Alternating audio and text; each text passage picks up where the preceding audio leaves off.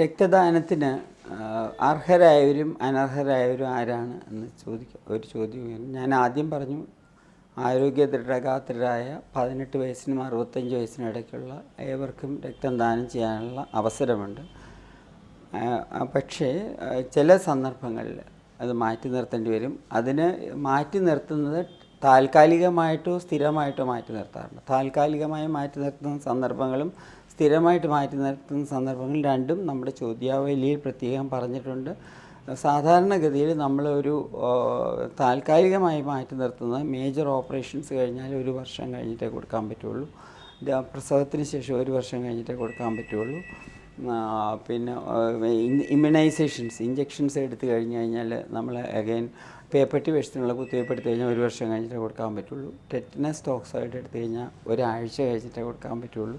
അപ്പോൾ അങ്ങനെ temporary deferral താൽക്കാലികമായിട്ട് മാറ്റി നിർത്തുന്ന സന്ദർഭങ്ങളുണ്ട്, സ്ഥിരമായിട്ട് മാറ്റി നിർത്തുന്ന സന്ദർഭങ്ങളുണ്ട്. ഇപ്പോൾ ജോണ്ടിസ് വന്നു കഴിഞ്ഞാലും പിന്നെ ജോണ്ടിസ് കോണ്ടാക്റ്റ് ഉണ്ടെങ്കിൽ നമ്മൾ 3 വർഷത്തേക്ക് മാറ്റും.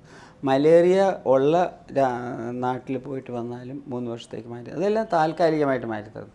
സ്ഥിരമായിട്ട് മാറ്റി നിർത്തുന്നത് നമ്മുടെ വൈറ്റൽ ഓർഗൻസ് ഏതിനെങ്കിലും പ്രശ്നമുണ്ടെങ്കിൽ തുടങ്ങുകയാണെന്നുണ്ടെങ്കിൽ ബ്രെയിൻ, നമ്മൾ ഭ്രാന്തുള്ളവർക്ക് ബ്രെയിൻ അല്ലെങ്കിൽ എൻസെഫലൈറ്റിസ്, ബ്രെയിൻ ഇൻഫ്ലമേഷനുള്ള അങ്ങനെയുള്ള വൈറ്റൽ ഓർഗൻ ആർക്കും സ്ഥിരമായിട്ട് മാറ്റി നിർത്തും. ഹൃദ്രോഗമുള്ളവരെ സ്ഥിരമായിട്ട് മാറ്റി നിർത്തും. ശ്വാസകോശങ്ങൾക്ക് രോഗമുള്ള ബ്രോങ്കിയൽ ആസ്മ, വളരെ കൂടുതൽ ബ്രോങ്കിയൽ ആസ്മയും മറ്റ് ട്യൂബർക്കുലോസിസ്, അങ്ങനെ അൺട്രീറ്റഡ് ട്യൂബർക്കുലോസിസ്, ഇങ്ങനെയുള്ള ശ്വാസകോശങ്ങളെ ബാധിക്കുന്നവരെ മാറ്റി നിർത്തും. കരൾ രോഗങ്ങളുള്ളവരെ മാറ്റി നിർത്തും.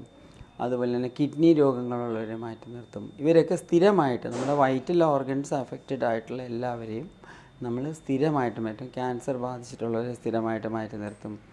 ഇങ്ങനെയുള്ളവരെല്ലാം പിന്നെ പോളിസൈത്തീമിയ, വീറ, ഹീമോഫീലിയ അങ്ങനെയുള്ള ബ്ലഡ് ആൻഡ് ബ്ലീഡിങ് ഡിസോർഡേഴ്സ് ഉള്ളവർക്കൊക്കെ സ്ഥിരമായിട്ട് നമ്മൾ ഒഴിവാക്കും. രക്തദാനത്തിന് സാധാരണ ഭയം പ്രധാനമായിട്ടും ഈ രക്തദാനം ചെയ്താൽ എന്തോ വലിയ ക്ഷീണം സംഭവിക്കും എന്നുള്ള ഒരു തോന്നലുണ്ട് പലർക്കും. അത് പക്ഷേ വളരെ വ്യത്യാസം വന്നിട്ടുണ്ട്. ഞാൻ എപ്പോഴും പറയാറുണ്ട്, ഞാൻ 20 കൊല്ലം മുമ്പ് എൻ്റെ ഒരു പാട്ട ഫിയറ്റ് വണ്ടിയിൽ പോയി 5 പേരെ എവിടെ തരാമെന്ന് പറഞ്ഞാലും ഇവിടെ കൊണ്ടുവന്ന് ബ്ലീഡ് ചെയ്ത് തിരിച്ച് കൊണ്ടുവിട്ടിരുന്നൊരു സന്ദർഭം ഉണ്ടായിരുന്നു 20 കൊല്ലം മുമ്പ്.